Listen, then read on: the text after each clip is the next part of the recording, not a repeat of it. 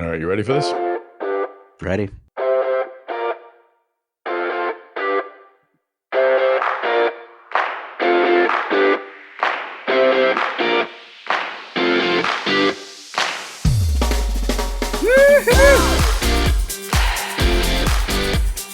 Hey, DeviceTalks, this is Tom Salemi of DeviceTalks here on the stage of DeviceTalks West, being joined by my co-hosts, Kayleen Brown, Managing Editor of DeviceTalks, and Chris Newmarker, the award-winning journalist from Mass Device. We'll give you an award.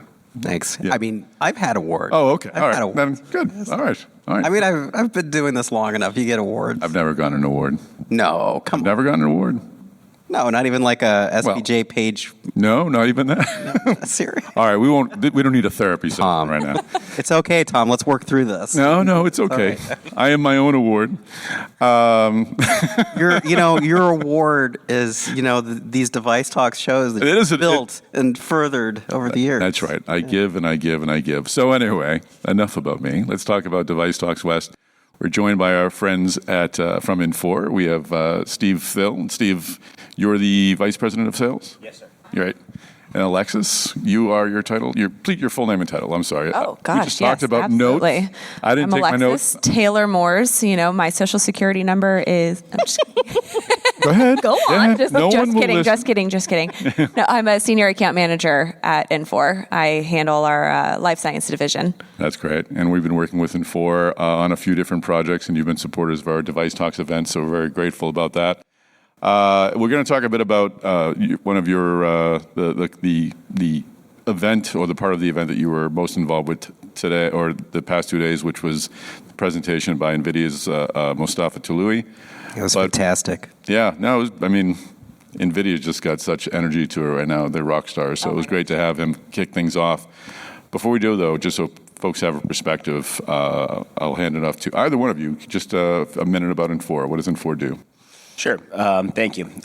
So Infor is we're part of the Coke Industries business, and Infor is predominantly known for our ERP business, but within that ecosystem lies Cloverleaf. Mm-hmm. And Cloverleaf is the market leader in interoperability and creating integration with disparate healthcare systems. Okay. And Alexis, what are some of the customers you're working with at Infor? This is a podcast. I've always said Infor. Is it Infor? Am I saying Infor? Just Infor. like information. The shortened. Okay. Nomation. Yeah, Nomation. No. Infor. Infor. Stop right there. Okay. Infor. Well, of course, NVIDIA, as was mentioned, we do work pretty heavily in the medtech area as well as hospital systems. We're in about 40% of hospital systems in North America. We also work with biotech pharmaceutical companies, but outside of that, from our standpoint, it's really the life sciences side of the industry. So quite a few individuals that were actually here this week and presenting are customers of ours. Yeah. And it was a great opportunity to actually connect with some of our customers, Abbott, I believe Boston Scientific, couple others that were here this week, and it was Scientific. Wonderful. We had Philips. It was a good crowd. Philips, yeah. Wonderful. That's great. No, it's great to have you here. And let's start off at the top. Pumpkin. Do we want to get into Pumpkin? We kind of went into the No, we were suggesting it on LinkedIn. But we did promise it on LinkedIn. So Chris and I have a stance against pumpkin flavored foods. Pro or con? What do you think? My daughter is absolutely hooked on those pumpkin spice lattes. Uh-oh. So, I mean, she and Chris have something in common. It's a $7 a day habit. So Tom was picking me up in the van and was like, I'm stopping at Starbucks, and just to joke with him, I was like, give me a pumpkin spice latte. And he's like, are you kidding? And I was like, I was in line. I'm like, don't joke about this right now. Do you want something? I'm like, they're waiting for the order. Yeah, you're coming to pick me up. And I was like, actually, I haven't had one yet this fall, Yeah. Pick me up one, you're like, you've been. So one pumpkin, you've been corrupted by Big Pumpkin. We know that's true. Next up is pumpkin spiced pup cups for the dogs. Just slippery slope. You met your quota. Right. Yeah. And Alexis, pro pumpkin or anti pumpkin? No, I'm actually not. What's funny, You're not anti about or not? Family, kids. My husband, military, special forces, puts on his Uggs, goes to Starbucks, gets his pumpkin everything. All right, well, absolutely loves it. I will stop bad-mouthing Pumpkin right now. Special Forces. I love Pumpkin. Pumpkin's great. Really? It's great. I like pumpkin bread. Yes. No, pumpkin. I like bread's pumpkin great. bread, but I'm just second not the that. latte. Yeah, Yeah. good pumpkin bread. Right? You know, I do love a seasonal snack and a seasonal drink, but as usual, Tom, I never go the way you're going to think I go. So, no on pumpkin, yes on apple cider lattes. That's my Okay. seasonal jam. Apple cider. I mean, Yeah. yeah, that's the other great fall flavor. Good choice. And we agreed maple as well, because maple is just a Oh, yeah. Maple all day, every day. Oh, yeah. Apples. All right, so that was the big scandal. Chris Newmarker Huge scandal. indulged himself, indulged Indulged. Indulgence. It was a small iced latte, so we'll let it pass. So I'm glad you got that out of your system. Anyway, NVIDIA. Let's start off with There you go. Mustafa Taloui's opening presentation. Very well attended. A lot of folks obviously following that company. Steve, help us understand sort of first. I know you're doing work with NVIDIA. You made an announcement earlier this week about that. But what was your takeaway from Mustafa's presentation? You know, the biggest takeaway that I have from that presentation is the future is now. I think when you hear a bunch of what he had to say, people think it's a year or 2 or 5 years out or a decade out. That's not the case. I think that right now there's 1,000 FDA cleared AI powered medical devices. Wow. With almost 250 coming in 2024. So we're here, and spending some time with the NVIDIA team and being able to see, the work that we've done together in just a short period of time, Tom. Our collaboration with NVIDIA essentially started at DeviceTalks Boston. Whoa, Look at rewind. us. You know, so Start from DeviceTalks Boston to DeviceTalks West, the progress that we made working together, is amazing. I spent some time with Christiana Denea earlier this week. She's one of the software engineers working on the project, and if you see some of the generative AI that we're putting into medical devices, it's just inspiring. So to work with a team of that horsepower is it's amazing. It's a privilege to be a part of this entire kind of collaboration and partnership, and we're here. It's by the time we're at DeviceTalks Boston next year, you can see where the progress is it's going to be exponential. So it's an exciting time for Infor right now, and to have a partner with NVIDIA it's really special. Thank you. That's great. And it seems to be the silver bullet. We've been talking about the amount of data being generated by devices. How are we going to use it? How are we going to handle it? How are we going to control it? You can't be sifting through all this data. Physicians are already overwhelmed. So AI that's able to process that in a clear manner seems to be, again, the magic bullet as to what we exactly needed at the moment. Yeah, and another takeaway that I had when I listened to Andy Pierce's keynote, they were like maniacally focused on really starting with kind of that patient caregiver experience and working backwards to solve some of those challenges. And I think you're seeing that at play with the work we're doing with NVIDIA. We're working with the chief of surgery at the Orlando VA to help us kind of understand those preoperative, intraoperative, and postoperative challenges that can really be solved through some of this AI capabilities. And she's 100% right. And so when we first started down this path, I think everybody sees, the kind of that surgical co-pilot and some of the stuff that could be done intraoperatively. But when you really look at the resources, and I think Andy hit the nail on the head of the nurses that are burned out, Yeah. the caregivers that are there's just not enough of them right now.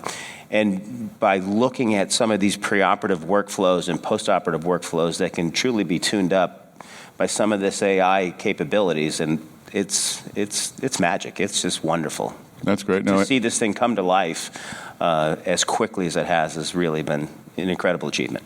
Andy was talking about the burnout of nurses in hospitals as sort of an explanation as to why they made the Vocera acquisition. Yeah. We always kind of look at this kind of as almost like a professional sport game or a sporting event where, they bought this because of that, because it fits into here. You kind of flipped it on its head a bit by saying we're listening to customers. This is what they need. That's why we went and bought that company. It wasn't part of this long-term vision or strategic plan other than we want to serve our customers.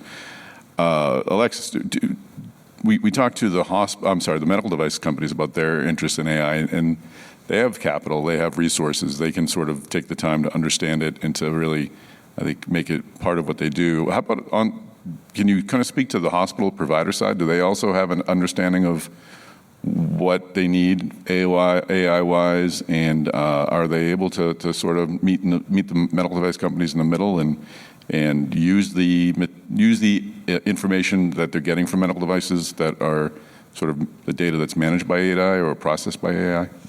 Oh, absolutely. I mean, if you think about the way that a hospital system works, it can get chaotic, right? Yeah. And I particularly think about it from the administrative side, right? So administration and hospitals is trying to make sure they have the workforce that's there necessary for different surgeries or just your day-to-day.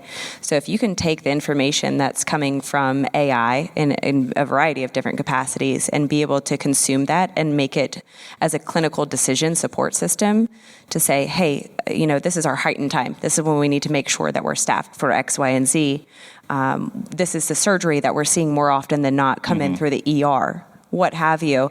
Being able to see that from that perspective, from the hospital system, and being able to use AI as basically an additional brain machine that operates on a capacity that's significantly higher than what probably all five of us could even imagine, that's just, it's astronomical of what can be done there. I mean, I feel like we're at a point like we were with the internet 25 years ago when everything was like, oh, internet-based this, internet-powered that. And Kayleen, you're our resident AI expert, so I should allow you to make that point because you made it before too. But now we don't even talk about the internet. It's just ingrained in all we do. Kayleen, you've been doing DeviceTalks AI. You've been really tracking how AI is getting incorporated into medical devices. What was your takeaway from that talk, or was there something else you picked up during the event that kind of sparked the AI part of your brain? Yeah, I think that you couldn't be more right. So had you asked me that a year ago, I think that I would have given you specific examples. But today, as you said, it's so ingrained in everything that we say, the way that we move forward. That's just a natural part of now medtech. And it happened so quickly, to your point, Alexis. I don't think anybody anticipated it to happen so quickly. I was shocked that when I first, for the keynote with NVIDIA, that there was 700 plus AI-enabled FDA approvals, and then I find out that we're at 1,000 in this session alone. So, I mean, I think that communicates better than anything how quickly artificial intelligence is being integrated into the medical device industry. And I think if I have to really diffuse it and bring it down to one statement, what artificial intelligence is doing for all of us is it's allowing the care teams, it's allowing those who are the stakeholders, they're allowing us all to be more human, which I think is changing the medical device industry in the way that I always wanted to see it go. I wanted us to be more human, to care for our loved ones in a way that we don't have the time or the resources for, to care for those who don't have the same accessibility that maybe we have here on the stage today. So when I think of artificial intelligence, I'm excited, I'm hopeful, and I see us just having the opportunity to care for more people in more meaningful ways. Right. It's such a privilege. It's funny that you say more human, though, with it, because you would think it's almost a contraindication there, where you think it would be the polar opposite with it being AI, but you're absolutely right. It really does. It allows for that. And it allows for more patient interaction because it takes away a lot of those workflows that can be done in a different way through using AI, and gives more time to have that true face-to-face interaction that needs to be had, that I think is just so hard to come by right now. It's just everybody's getting pulled in so many different directions. So if we can use something like Holoscan and be able to have a summation of what happened in surgery, done through AI, and take that, hour or what have you away from the surgeon that they would have had to sit there and type up all over their notes and think through all of the processes and make sure they didn't miss anything. And if they're anything like me, probably wake up in the middle of the night oh no, I forgot that part. You do that too. You gotta go back and add that, if you think about it. But just back to your point, that's exactly what it does. It allows us to be more human, which is just, it's funny that it adds up that way, Well, like in healthcare and so many other places, we have all these rote industrialized tasks that are dehumanizing, and like an artificial intelligence offers the chance that it could take those over and allow us to spend more time being human beings, which happens to usually make people happier anyways. Well, it's funny too, you think about it, so many patients are like, well, I'm just a number. And I work a lot in the clinical trial setting too. Just a number. I'm just a number. Well, it allows it for the patient to be more than a number. It allows them to have their journey understood by their care provider, which is a rarity. It's interesting, the phrase, the future is now. I mean, I agree with it, but at the same time, there's just so much more that needs to be done. I mean, there was a panel today that that Philips had about digitizing radiology, and I mean, only 10% of U.S. hospitals right now have their radiology.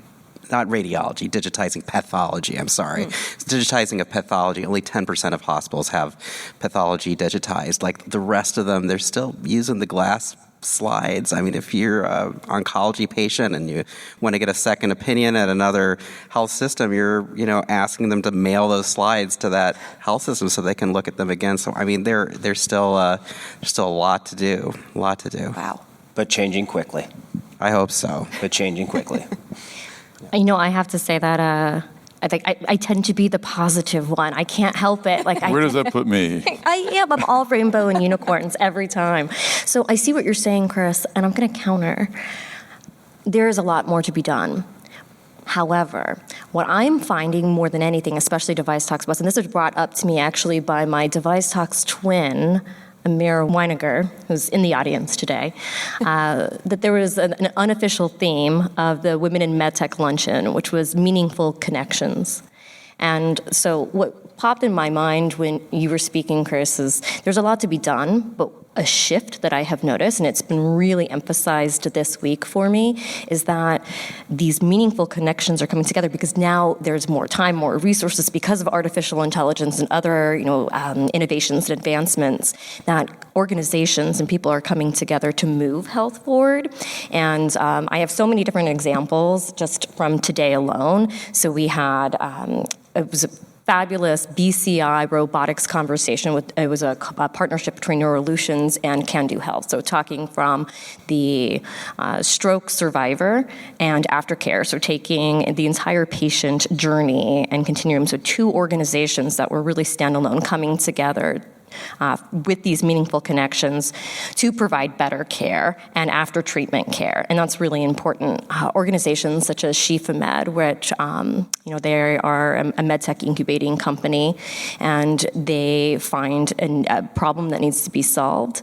And then they strategically build out an organization. They have a team come together and bring the product from concept to transferring that innovation to whatever organization acquired it, but the team goes with it.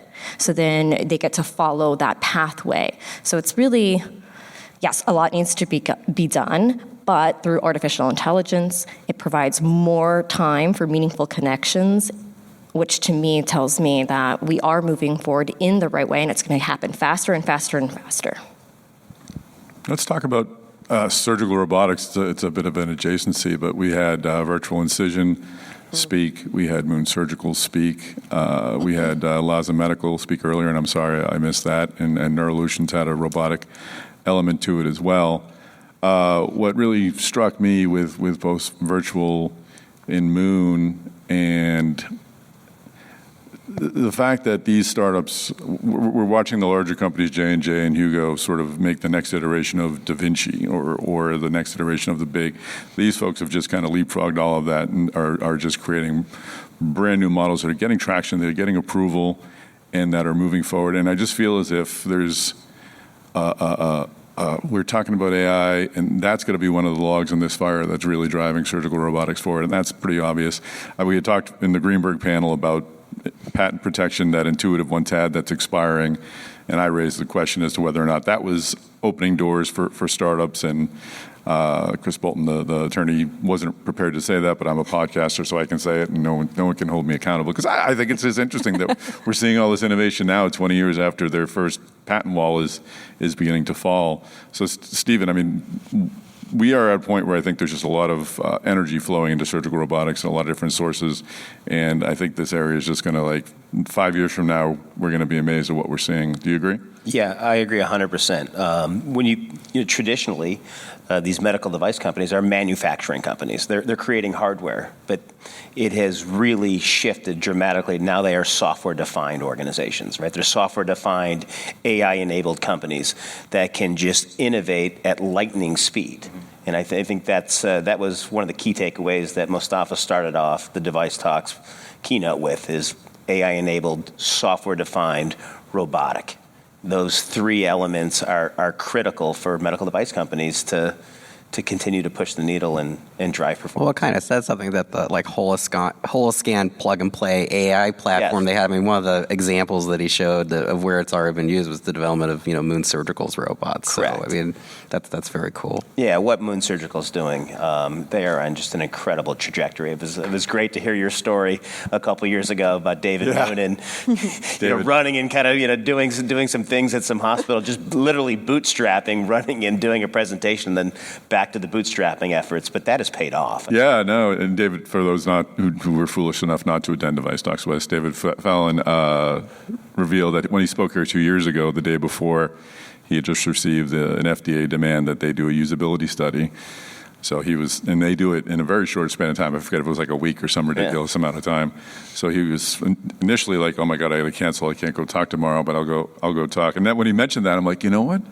He did look like pale. Like when he was up there, like he looked like he was there and he was great, but you could see like, there's something else in the back of his mind. And then to your point, I think he went out, they put a maestro in a van and then, like, just drove around and kind of gave gift cards to these nurses and said, come use it, and give us the data we need. Amazing, right? And and that's what startups are able to do. And we had a discussion with Nisha Medical yesterday as well, talking about flexible robots and the ability, the new materials that are coming out and the new controls, that where they're able to go in the body and work their way around edges and really get to places that robots haven't gotten before. And whether that was going to be the gold standard or whether we were still going to have rigid robots. And I think the feeling was that we'll have both. We'll have robotics, surgical robotics that are rigid, but also those new types that can get to that clot that no one else can get to. So that's another innovation we're seeing that's going to move surgical robotics forward. Well, today I interviewed the CEO of Savato, and they've got like a software as a service, like telecom ecosystem that they're making, to kind of enable telesurgery, and that could like open up whole new doors that you could station a robot at a more remote hospital, and like a surgeon with skills could like do an operation in that hospital from elsewhere. Democratizing access. Absolutely, yeah. Kind of like what Virtual Incision was talking about, where they had their surgeon in Nebraska and their robot at the space station, International Space Station, and was able to control it from Nebraska. I thought that was just absolutely amazing. Yeah, it seems mind-boggling. Yeah, and Savato has been like using virtual incision robots. Like they've been like working with those to do like surgery. I mean, right now they're operating on pigs, but still, I mean, it's like, okay, great. There's like a pig in San Francisco that somebody in Chicago is like operating on. I mean, that's very cool. It's really interesting. Absolutely, absolutely. Especially when you're thinking about somebody that needs a specialist, but needs the specialist now. We can't get that flight there. What are other options that solves for that? It's amazing. Right, living in Minnesota, I mean, there are people from all over the world who come to Mayo Clinic, down in Rochester, Minnesota. I mean, think of if some of the surgeons at Mayo could be doing procedures like around the world. Yeah. That's what I had asked John Murphy, the CEO of Virtual Incision. Like, do you have any idea what impact this is going to have on healthcare? Forget about, the larger robots, you're putting it into an existing OR at a hospital in Boston or wherever, and it's just sort of moving everything forward just a bit. But if you can give everyone a mirror and you can connect them remotely, what does a hospital look like? What is a hospital? Is it just like a strip mall, operating room where people pull up and they can have procedures done by a surgeon in Minnesota? In Boston, we have healthcare in Boston. Yeah, it's pretty good. Yeah, it's pretty good. There's a few there. Kayleen, anything to? No, I have to just say I'm just as amazed. It's out of science fiction, and I think it goes back to being more human and having meaningful connections. All kind of comes together, and one of the barriers that we've had in healthcare is patient access. So you eliminate that barrier, and the opportunities are absolutely endless. being able to serve globally is the future I'm excited to be a part of. It's exciting. I was just thinking, I wonder if one of the effects of like, I mean, it's interesting what you're saying, Kayleen, about like, you know, AI kind of allowing like, you know, more human interaction, allowing people to work together.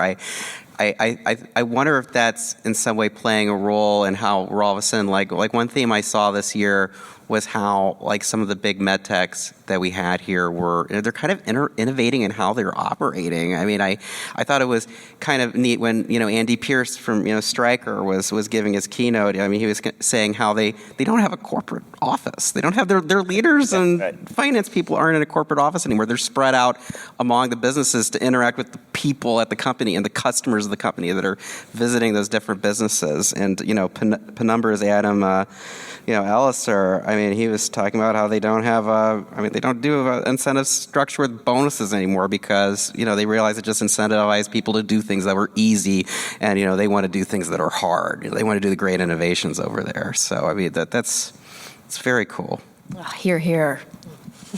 No, it's really, I think both were excellent cases of I think astute leadership. And I know after the Andy Pierce interview on day one, someone asked like, how is he not a CEO? And he is essentially a CEO of that vertical within Stryker, which is I think he said it was $9 billion. $13 billion. Yeah. So it is a med tech. So he is a CEO, but I think people I walked away, and I know people were impressed by not only his honesty and openness, but just the real, I think, energy. And energy. You could just feel it. And the whole growth mindset thing, it sounds like a throwaway line, but you can kind of see how it really does, you know, feed into everything they do. Like they're not thinking about just the next move. They're thinking about how they're going to make 4 or 5 moves at once. Yes.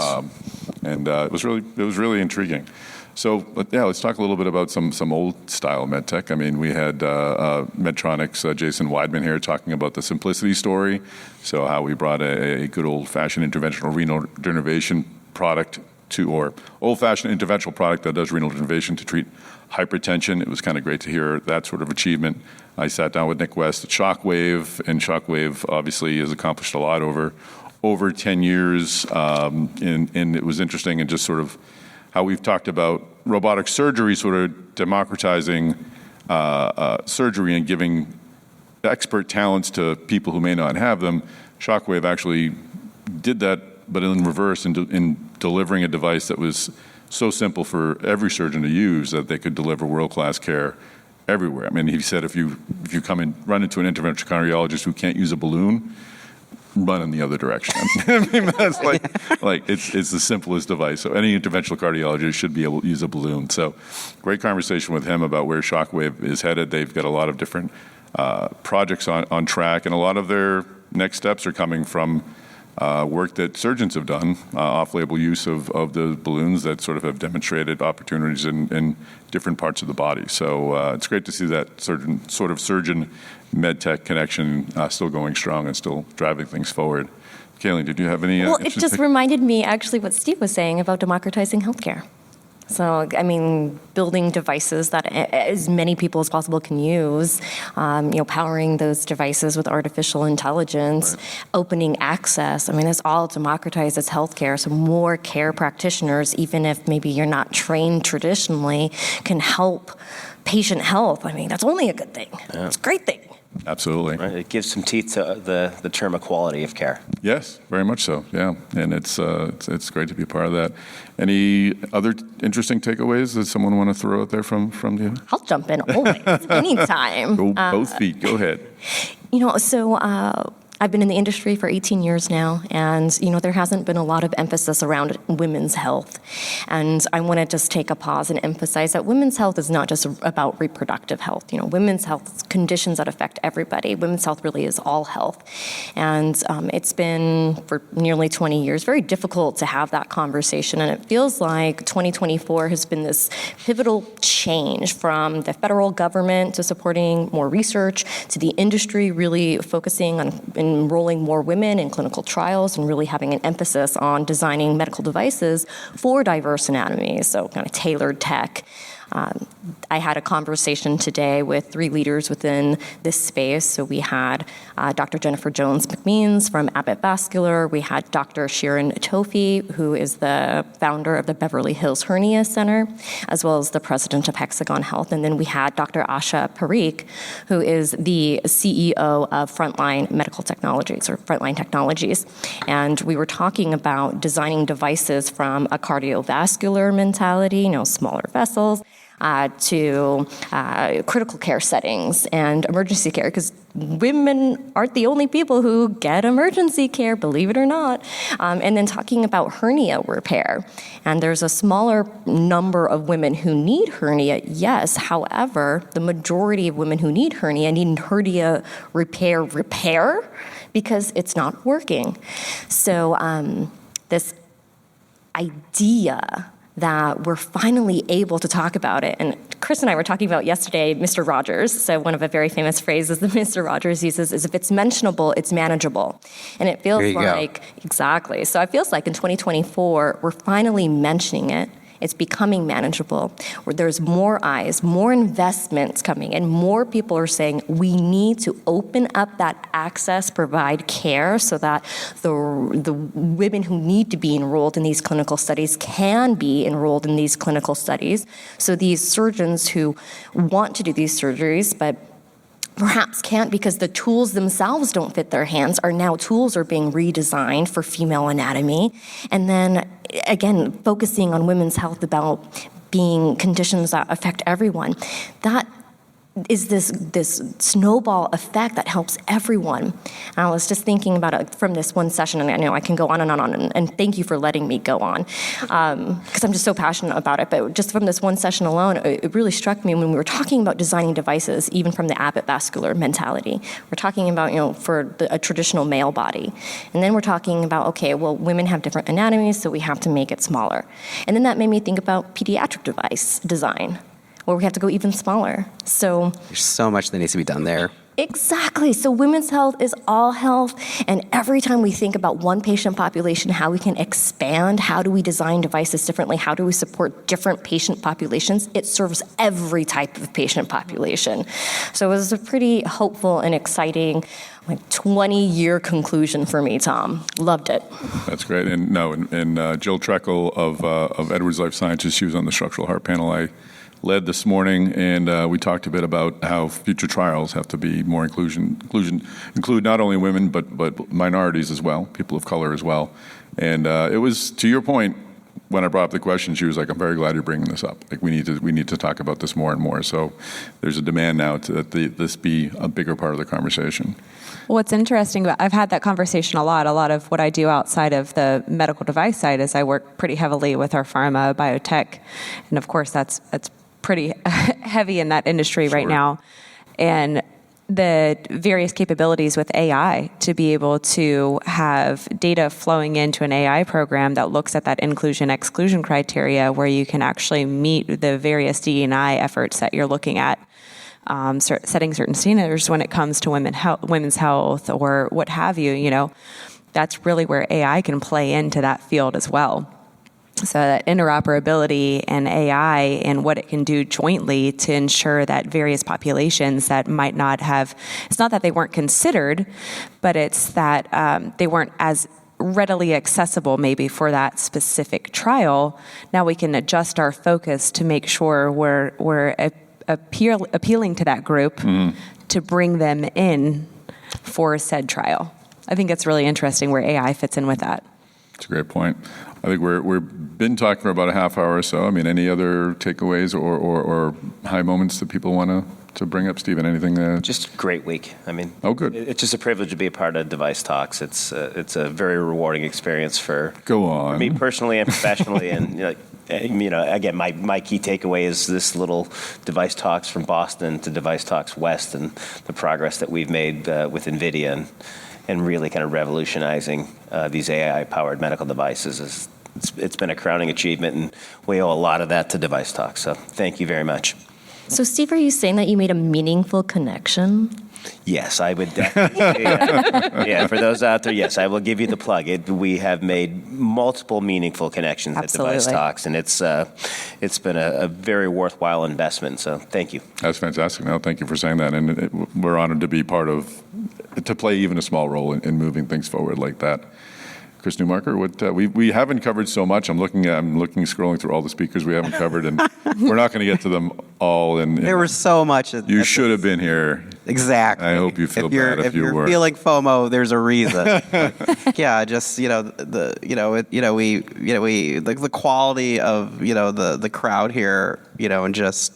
That we, had I think I agree. It's like meaningful, yes. The great connection, yes. like really, there's so many new things I learned. I mean, we don't want to go on for hours, but I mean, it's, this is great. I can't wait for us to, be getting back to Boston in May and to finally, we're going to be getting, DeviceTalks Minnesota back around my home turf in Minneapolis. Yep, June 11th. So June 11th, McNamara Alumni Center in the summertime. Yeah, no, beautiful in early June in Minnesota. There we go. They won't. Yeah. No down jackets required. Yeah. No blizzards will be there, and no one will be off to the lake just yet. So we're threading that needle. It'll be awesome. Yeah, no, it'll be great. All right. Well, I think this would be a great time to wrap things up. Kayleen, any final thoughts from your side? You're giving me a knowing look. I'm not sure what that means. This is No, I feel I'm all set. Thank you. okay. Okay, I will take this. You've twisted my arm. No, I mean, this is the greatest privilege of my life, being around people who inspire me, meeting friends virtually, and then being able to meet them in person and realize that there's nowhere else in the world I'd rather be. Excellent. No, it's great to thank you for Awesome. Absolutely. and Kayleen. Totally. Sorry, Kayleen. Thank you for all the help in putting this together. I get this whole thing started, and then the wheels start to fall off, and Kayleen's there to help us moving forward and keep things together. So I'm really grateful for your help, the help of our entire events team, to our marketing team, the Mass Device editorial team. We couldn't do this without our entire WTWH family. So it's great to be able to accomplish this, and it's also great to have it done, to be honest with you. Here. And we start on Boston on Monday. So thanks, everyone, for joining us, and thanks for listening to the DeviceTalks Weekly Podcast. Take care, everybody.